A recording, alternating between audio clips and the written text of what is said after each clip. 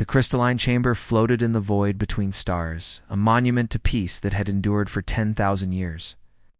Inside, representatives from 200 different species gathered in concentric rings, their forms ranging from the barely visible energy beings of the Luxor to the massive, stone-like crag, who required specialized platforms to support their weight. At the center of it all stood a single human, Ambassador Jinwoo Park, dressed in the simple black uniform of Earth's diplomatic corps. Jinwoo had known this day would come. The whispers had started months ago, quiet concerns about humanity's expansion, about the 70 star systems they had colonized in just 3 centuries. Other species had taken millennia to achieve what humans accomplished in a few generations. Fear, he had learned, was a universal constant. Prime Velthor of the Threxian Empire rose from his seat, his ancient form towering over the assembly. The Threxians were old, so old that their history stretched back before most species had discovered fire. Elthar's voice carried across the chamber without need for amplification, a deep rumble that seemed to shake the very structure around them. Ambassador Park, Velthar began, his 3 eyes fixed on the human. This council has deliberated for many cycles on the matter of humanity. We have reached a decision. Jinwoo stood perfectly still, his hands clasped behind his back. He had practiced this moment in his mind countless times. Around the chamber, translators hummed, converting Velthar S-words into hundreds of languages. Humanity has proven itself aggressive, expansionist, and dangerously unpredictable, Velthar continued. Your species makes war upon itself even as you spread across the stars. You terraform worlds without regard for existing ecosystems. You build weapons of terrible power and display no hesitation in using them. The Council has concluded that humanity represents a threat to galactic stability. A murmur rippled through the assembly. Some species nodded their approval, others shifted uncomfortably. The Seelan representative Valeth seemed particularly distressed, her crystalline body flickering with agitated light. Therefore, Valathor declared, the Galactic Council demands that humanity surrender all colonial holdings beyond your home system. You will submit to a quarantine period of 1,000 standard years, during which your species will be monitored and guided towards civilized behavior. Failure to comply will be considered an act of war against this council and all its member species. Silence fell across the chamber. Every eye, lens, and sensory organ focused on the lone human standing at the center. Jinwoo let the moment stretch, feeling the weight of history pressing down on his shoulders. Back on Earth, billions of humans waited for his response. In the colonies, entire worlds held their breath. Finally, Jinwoo spoke, his voice calm and clear. And if we refuse? Velthar's expression hardened. Then you will be removed from your colonies by force. The Council's combined fleets will ensure compliance. You have 1 standard week to accept these terms. Jinwoo reached into his pocket and withdrew a small communication device. He pressed a single button and spoke 3 words. They chose war. Then he looked up at Velthor and smiled. Thank you for making this simple, Prime. Humanity's answer is no. Not today, not ever. The chamber erupted in chaos. Species shouted in dozens of languages, some demanding Jinwoo's immediate arrest, others calling for reconsideration. Velthar raised his hand for silence. Then you have sealed your fate, Velthar said coldly. This council hereby declares a state of war exists between the Galactic Alliance and the human species.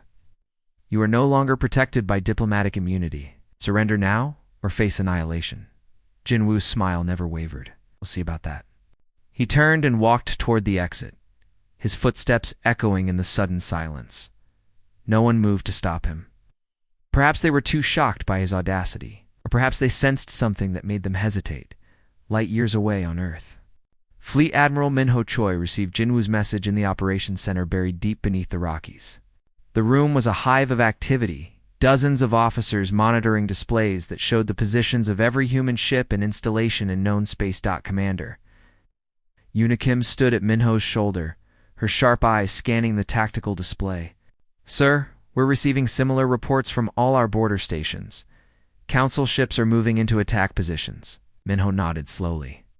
He was a stocky man, with gray at his temples, a veteran of the Mars Rebellion and the Titan Wars.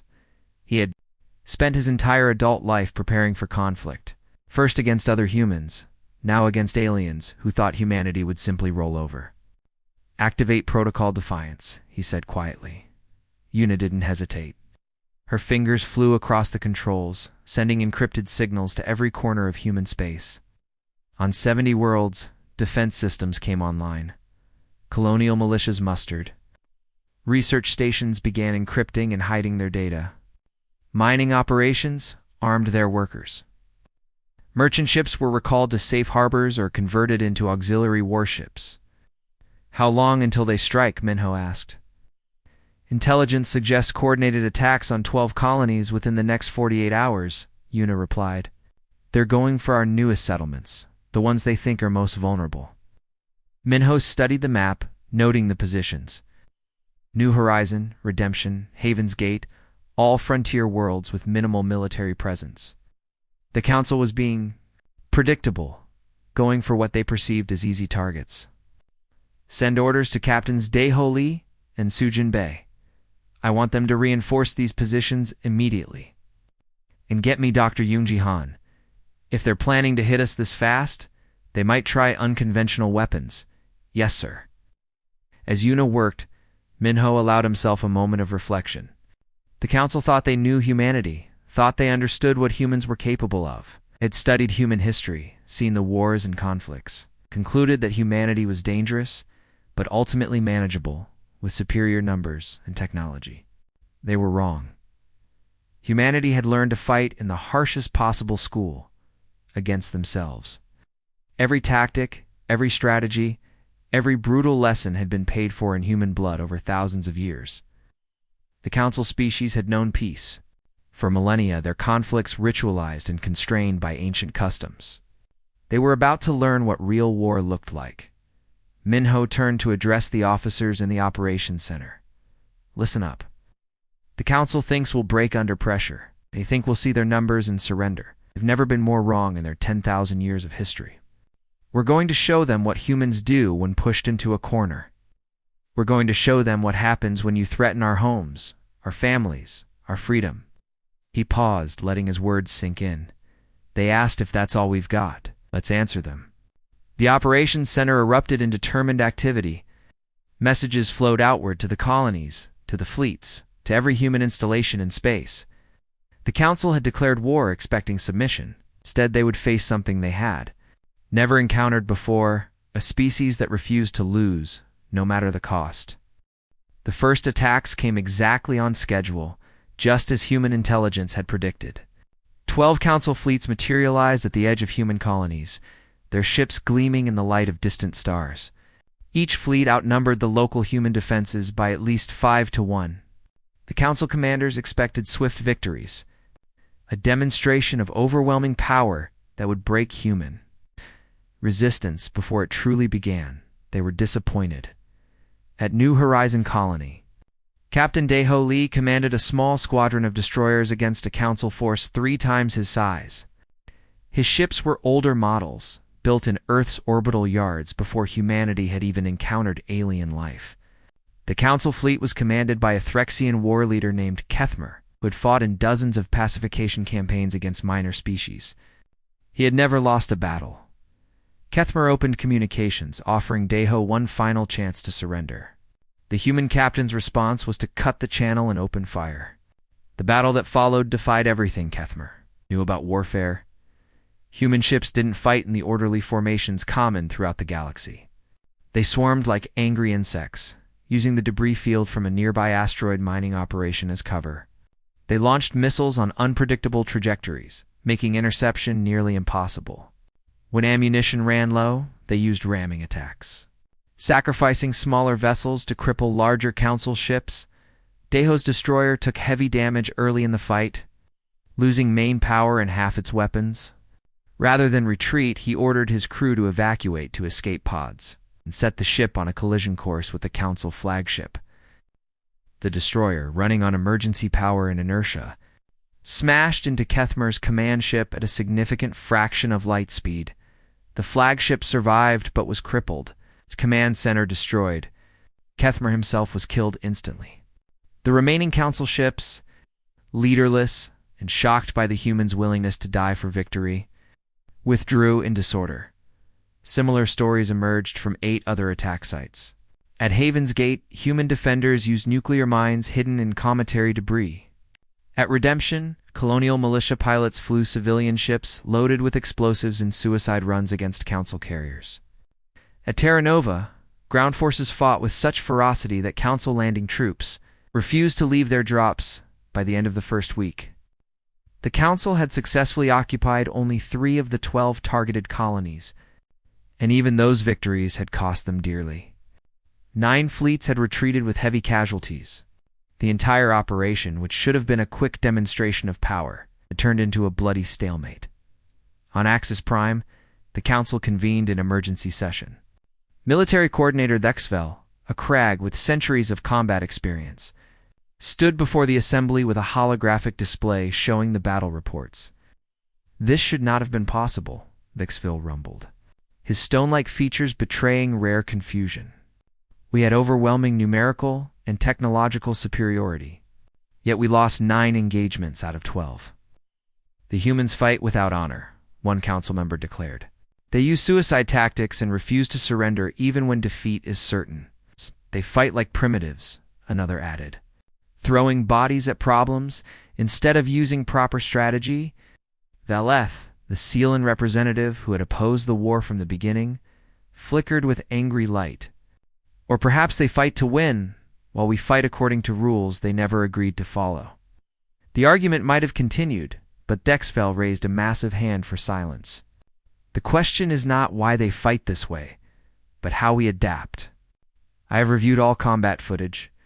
The humans possess several advantages we did not anticipate. He manipulated the display, showing multiple battle scenes.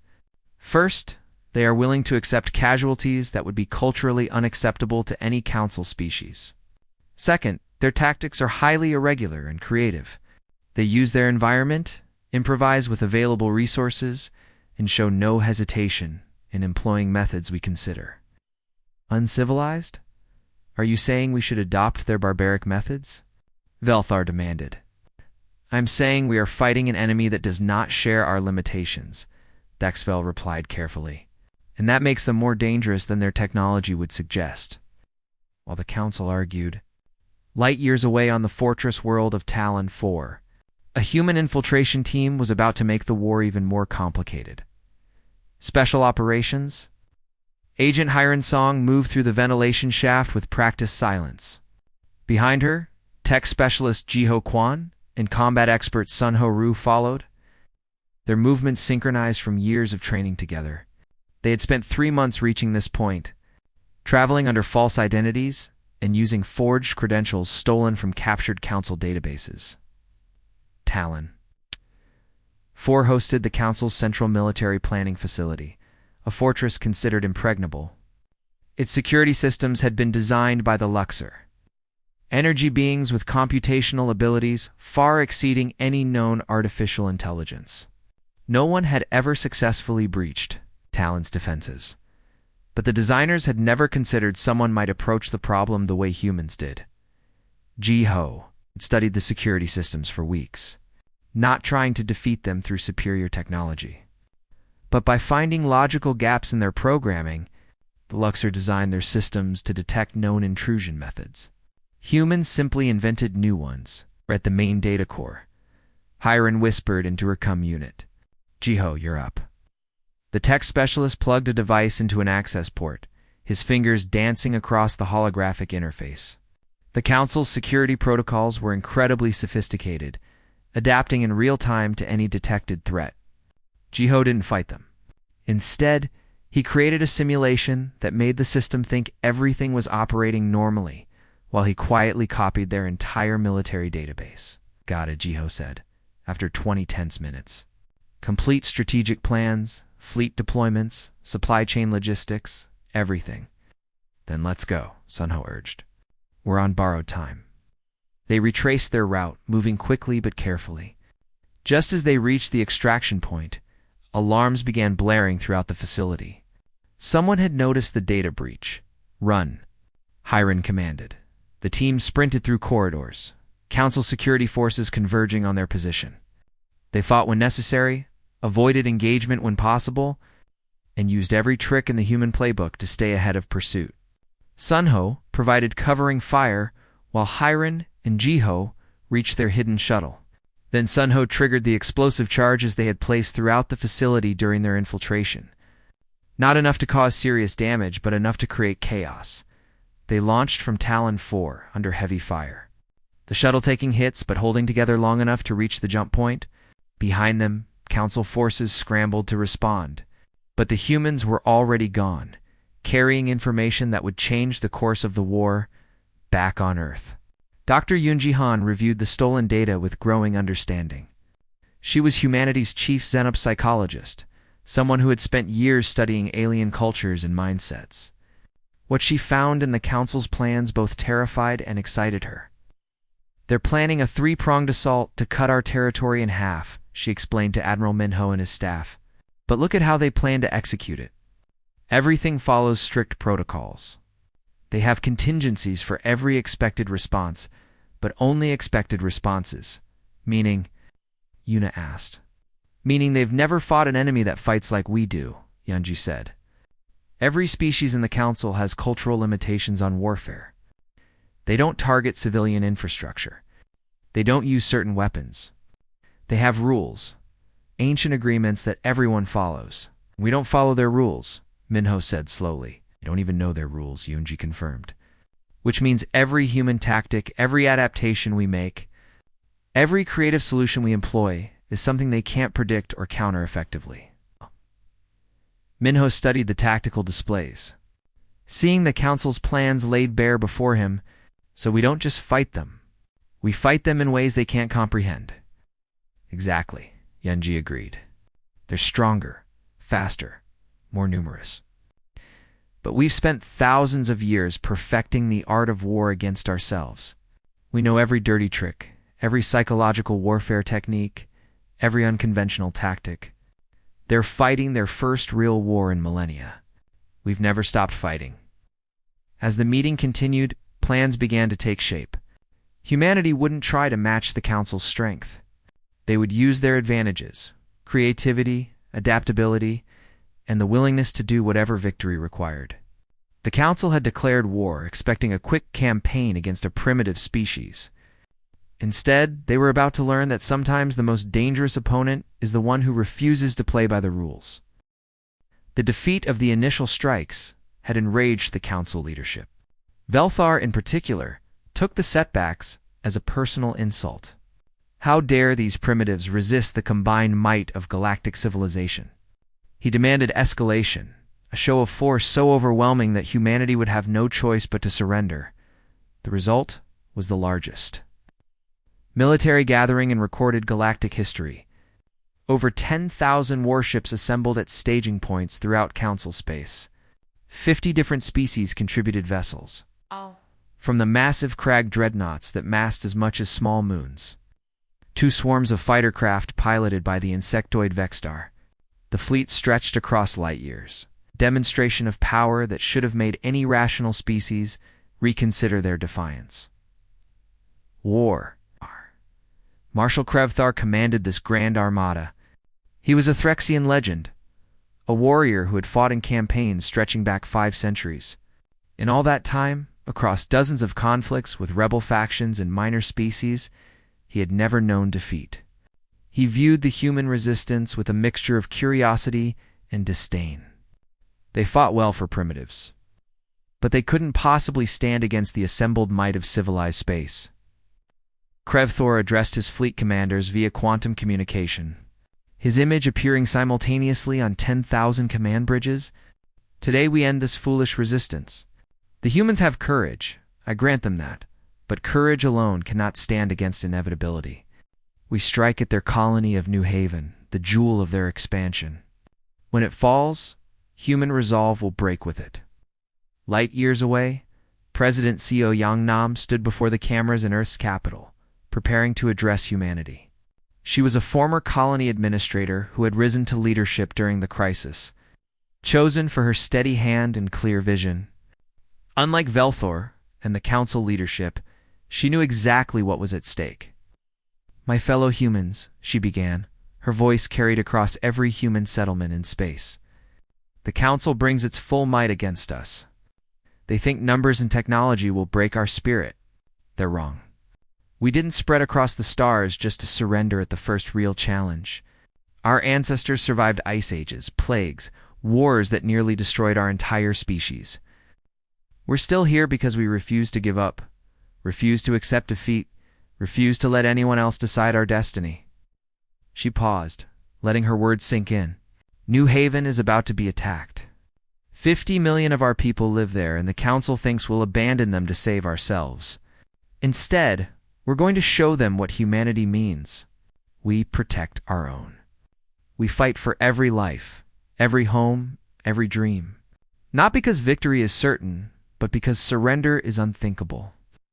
Across human space, the response was immediate. Veterans who had retired after the last interplanetary conflicts reported back to service. Civilians volunteered for militia duty. Factories switched to round-the-clock war production.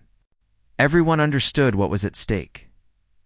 Admiral Minho commanded the defense of New Haven personally, transferring his flag to the battleship Indomitable. His fleet numbered barely 500 ships, outnumbered 20-1. Commander Eunice stood beside him on the bridge, reviewing tactical displays. "They're coming in waves," she reported. "Standard council doctrine. They'll probe our defenses, identify weaknesses, then concentrate their forces for a decisive strike." "Except we're not going to let them do that," Minho replied.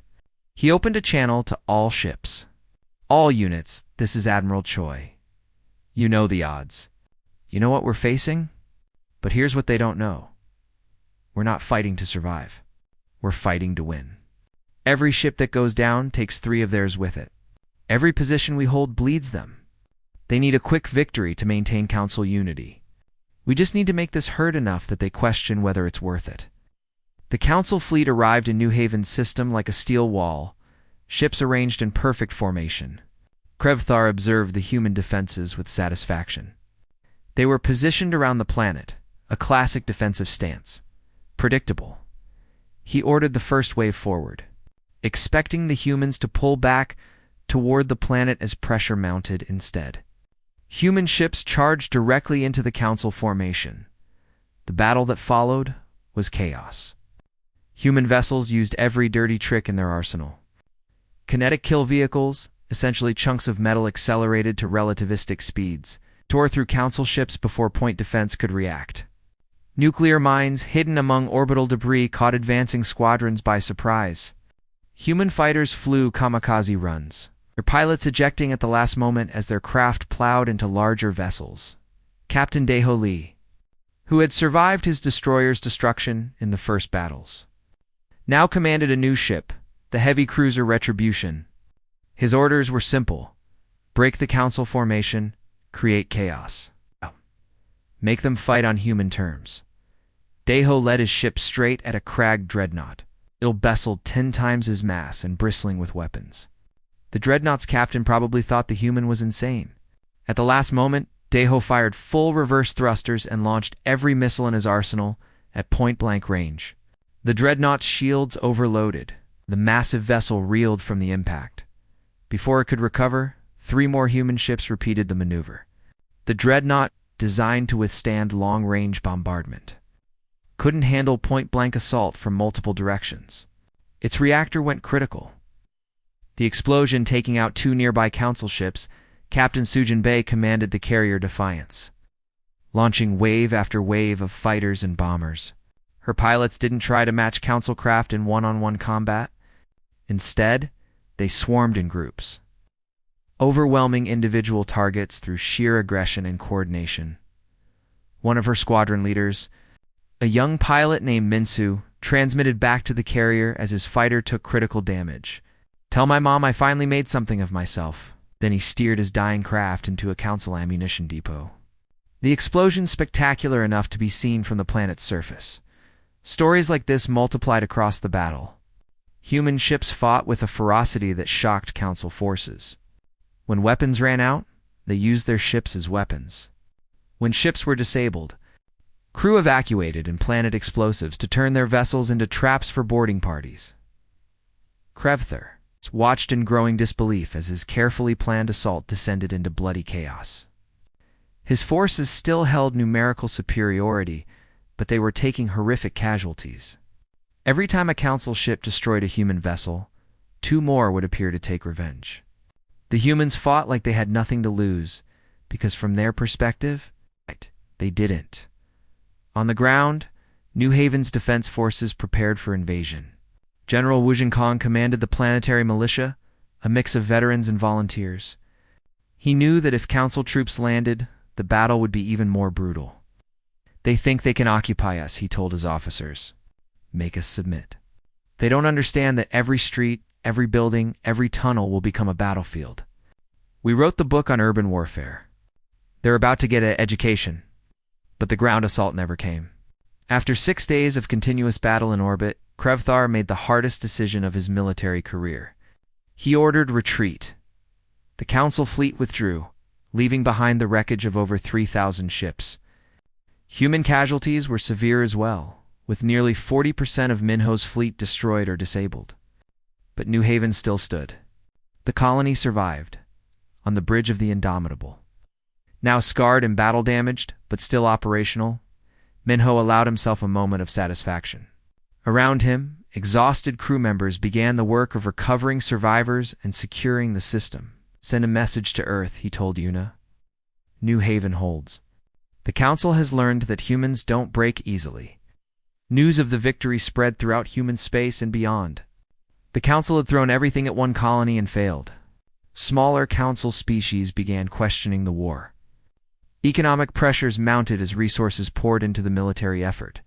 Most importantly, the aura of invincibility that had surrounded the Council for millennia was shattered. Krevthar returned to Axis Prime in disgrace. Facing a council that demanded answers, how did primitives defeat the greatest fleet ever assembled? Velthur demanded. The old warrior met his gaze steadily. Because they don't fight wars the way we do. We fight battles. We follow doctrine. We seek honorable victory. They fight total war. They use every advantage, accept any cost, employ any tactic that brings success. We thought we were fighting a battle. They're fighting for survival. And there is nothing more dangerous than a species fighting for its existence. In the silence that followed, Valith spoke quietly. Then perhaps we should reconsider this war while we still can. But Velthar's pride wouldn't allow retreat. One defeat doesn't decide the war. We have more ships, more resources, more worlds. We will prevail. What none of them realized was that the Battle of New Haven marked a turning point. The Council was still stronger, but humanity had proven they could bleed the Council forces white. The question was no longer whether humans could win, but how much the Council was willing to pay for victory. And as the war continued, that price kept rising. The Council chamber on Axis Prime, once a symbol of unity and peace, now echoed with angry voices and bitter accusations. The war against humanity was entering its 3rd month, and the promised quick victory had become a grinding conflict that consumed resources and lives at an alarming rate. Valeth stood before the assembly, her crystalline form pulsing with agitation. "We have lost over 7,000 ships. 15 colonies have declared bankruptcy funding this war. 3 member species have withdrawn their forces entirely. How much more will we sacrifice for pride?" "We sacrifice what is necessary to maintain order," Velthor countered, though his voice lacked its previous confidence. "If we allow humans to defy the Council, others will follow. We must see this through." "To what end?" Valeth pressed. "The humans haven't even deployed their full military capacity. Every intelligence report suggests they're holding forces in reserve while we throw everything we have at them." The argument continued. But deep in Council territory, events were already overtaking the debate. Agent Hiren Song stood in a briefing room on the stealth ship Shadow. Surrounded by her team and several new additions, the mission they were about to undertake was insane, audacious, and exactly the kind of operation that might change the war's trajectory. Axis Prime itself, Commander Taijino said, studying the holographic display. "You want to hit the Council's homeworld, not hit it. Hiram corrected. Send a message. The council thinks they're untouchable. We prove they're not. Giho Kwan pulled up schematics of the Grand Archive, the massive structure housing 10,000 years of galactic history. Security is incredible, but it's designed to stop conventional attacks. They're not expecting infiltration, because it's never been done, Sunhoru pointed out. There's a reason for that. There's a first time for everything, Hiram replied. And we're humans. We specialize in doing the impossible. President Nam had initially rejected the plan as too dangerous, too provocative. But Hiram had argued persuasively. They need to understand that nowhere is safe, that this war has costs for them too.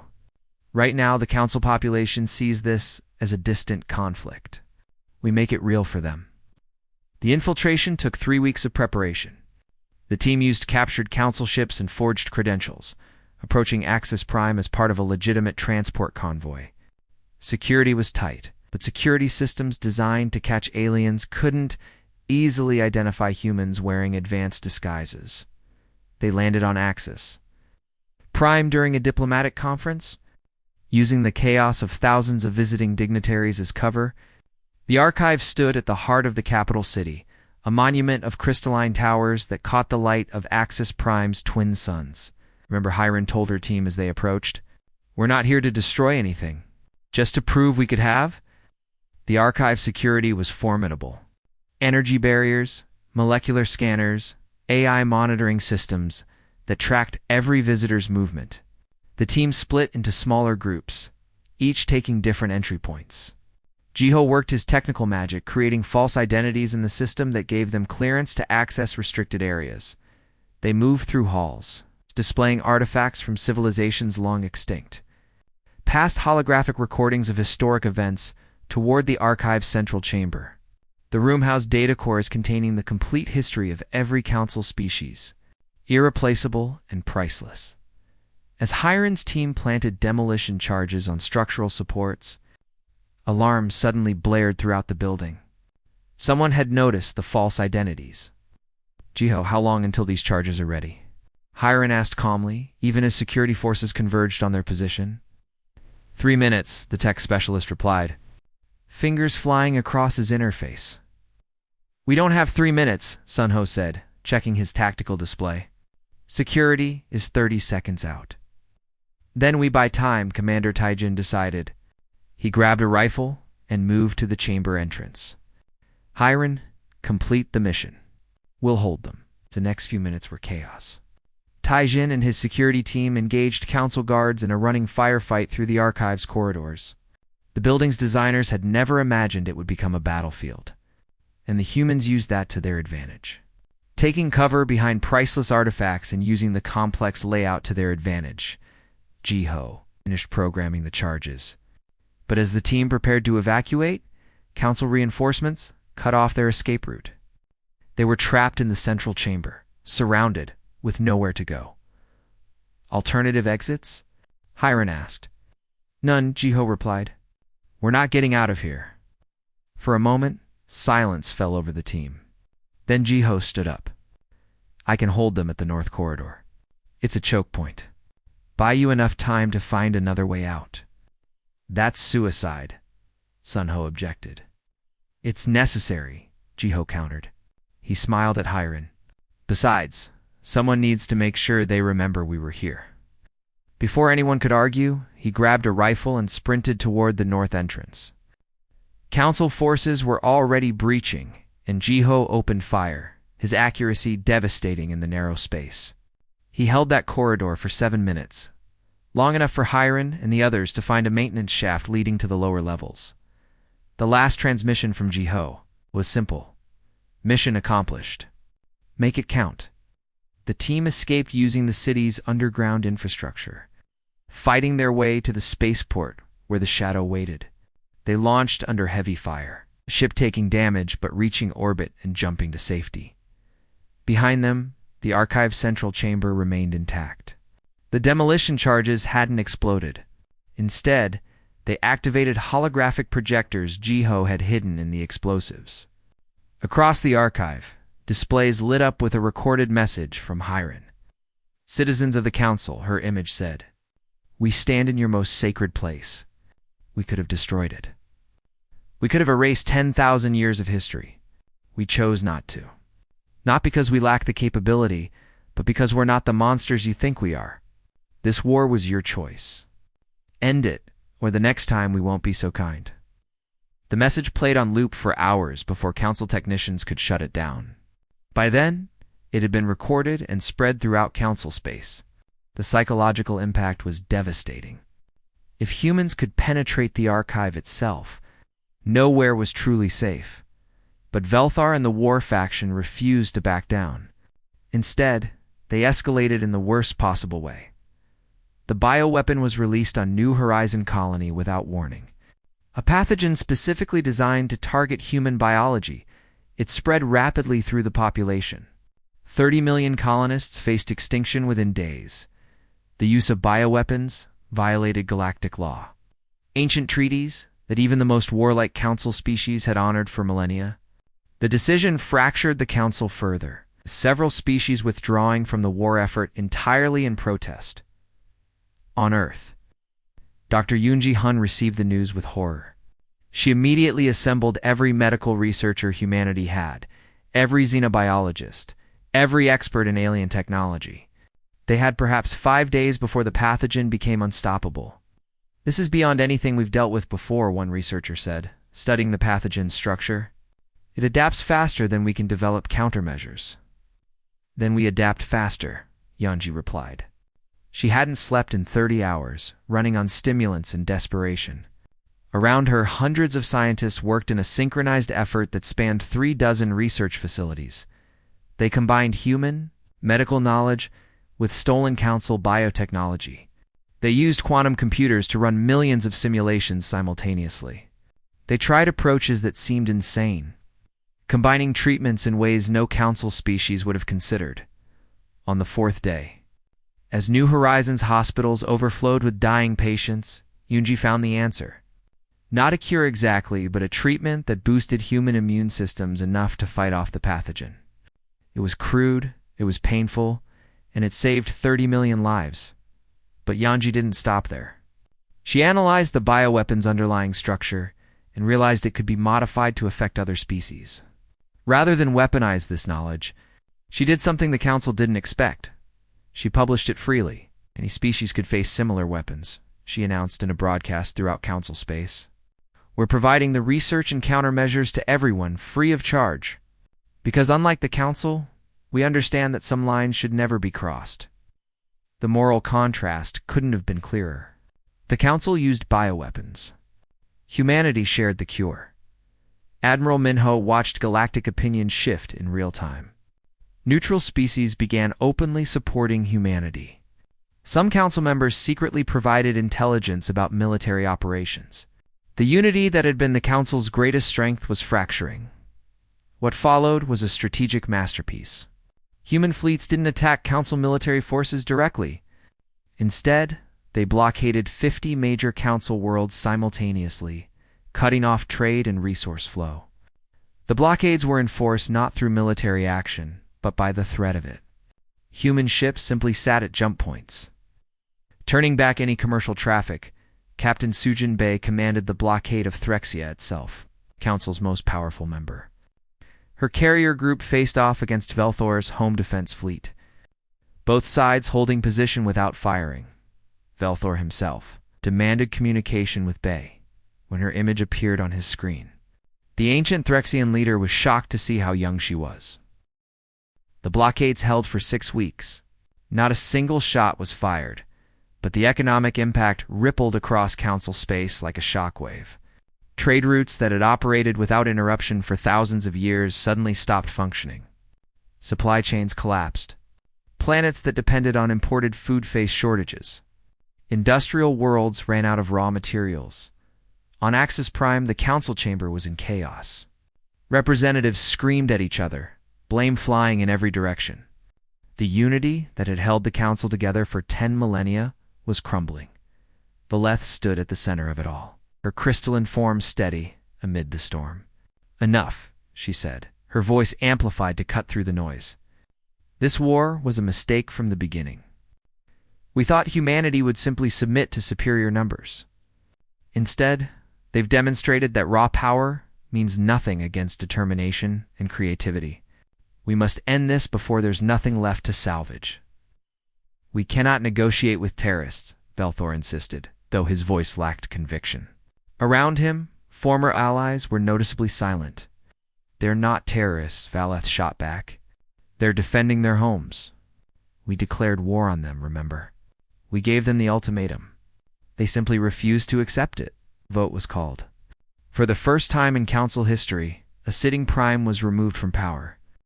Velthar watched in stunned silence as Valeth was granted emergency authority to negotiate peace. The war faction had finally lost. Admiral Minho received the communication request from Valeth personally. He was aboard the Indomitable, still bearing scars from the Battle of New Haven. Commander Eunice stood beside him as Valeth's image appeared on the main screen. Admiral Choi Valeth began.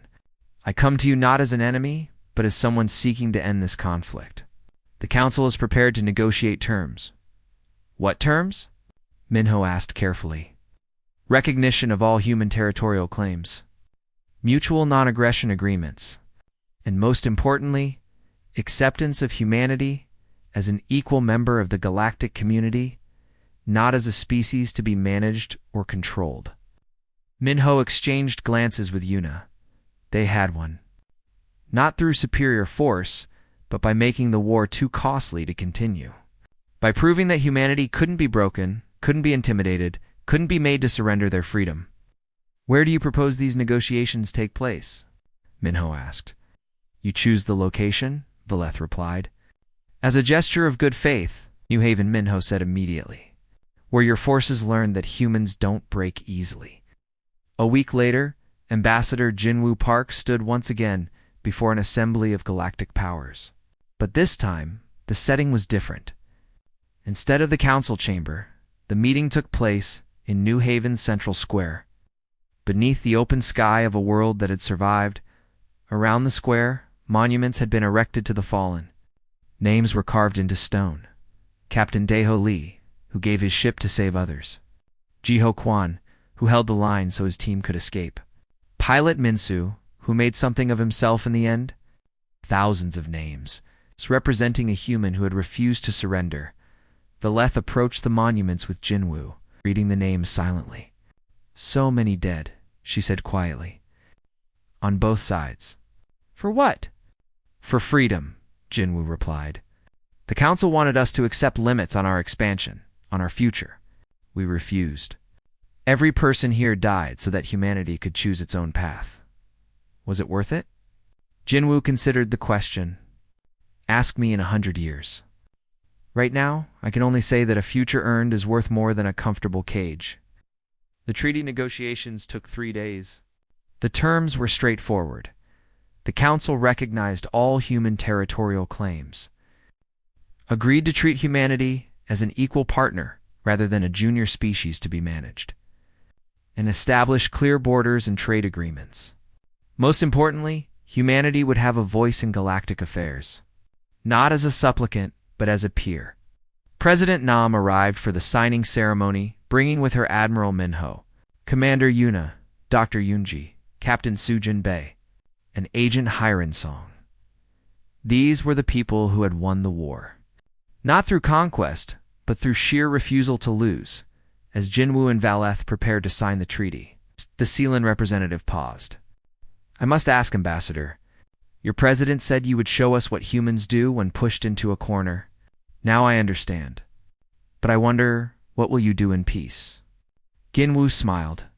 The same thing we've always done. Build, create, explore, reach for things others think impossible. The difference is now we'll do it as partners rather than adversaries. The treaty was signed on a table made from debris salvaged from the Battle of New Haven. Human and council ship fragments welded together into something new. The symbolism wasn't lost on anyone present. As the ceremony concluded, Valeth made an unexpected announcement. She addressed not just those present, but all council species via broadcast. For 10,000 years, the council has maintained order in the galaxy. But order is not the same as progress. We have become comfortable, set in our ways, convinced of our superiority. Humanity has taught us a valuable lesson, that youth and determination can overcome age and experience. That rules and traditions mean nothing to someone fighting for their survival. That perhaps we have grown too comfortable in our dominance. She paused, letting her words sink in. The council declared war on humanity and asked, "Do you submit?" Humanity replied, "Is that all you've got?" And in asking that question, they revealed our weakness. We brought overwhelming force, ancient experience, superior technology, and it wasn't enough. Not because humans are stronger than us, but because they refuse to accept limitations. On Earth, billions of humans watched the broadcast. There were celebrations in the streets, relief that the war was finally over. But there was also mourning for those who hadn't survived to see this day. Admiral Minho stood at the memorial in New Haven, his hand resting on stone carved with names. Commander Yuna joined him, neither speaking for a long moment. "They're calling it a victory," Yuna finally said. "It is a victory," Minho replied, "but not the kind people think. We didn't beat the council militarily. We couldn't have. We beat them psychologically. We showed them that conquering us would cost more than we're worth. That's not the same as winning a war. But it achieved what we needed." Yes, Minho agreed. "We wanted freedom to chart our own course. We got it. The price was high, but the alternative was surrender, and that was never acceptable." 5 years passed. The Treaty of New Haven held, evolving into genuine cooperation between humanity and the council species. Trade flourished. Cultural exchange programs brought humans and aliens together in ways that had seemed impossible during the war. Humanity had indeed become a major, galactic power, but not through the conquest the council had feared. Human innovation revitalized stagnant industries. Human creativity inspired new art forms. Human determination pushed the boundaries of exploration into regions other species had written off as too dangerous or difficult. The military academies of a dozen species studied the human campaigns, trying to understand how such a young species had fought the entire council to a standstill. The conclusion was always the same. Humans possessed something that couldn't be taught or replicated. They called it different things in different languages, but it always came down to the same concept, an absolute refusal to accept defeat, a willingness to pay any price for freedom, and the creativity to find solutions where none seemed to exist. On the anniversary of the treaty signing, Admiral Minho, now retired, returned to New Haven. The city had been rebuilt, growing beyond its pre-war size. Where battlefields had scarred the landscape, parks and monuments now stood. The square where the treaty was signed had become a gathering place, human and alien children playing together beneath the monuments to those who had died. He stood before the memorial, reading names he knew too well. Daeho Lee, Jehoquan, Minsu, so many others. Young people who should have had full lives ahead of them, who instead gave everything so that others could be free. "We showed them," he whispered, his hand on the cool stone.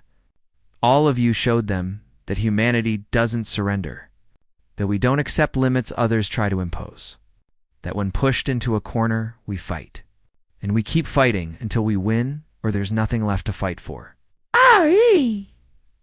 A shadow fell across him. He turned to find Valeth standing nearby, her crystalline form catching the sunlight.